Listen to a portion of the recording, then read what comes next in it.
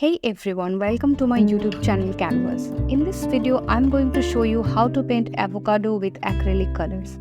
For this painting, I will be using my A6 sketchbook by Zen Sangam. I have one flat brush and three round brushes in the size of 4, 6 and 1. Mainly I will use this green color, and this is sap green, and also some white, yellow, blue and black. Blue is optional, you can use black instead of blue. You can use any color for the background like grey, white, etc. I am using the dark color so that the avocado can be clearly understood in the video. So let's get started.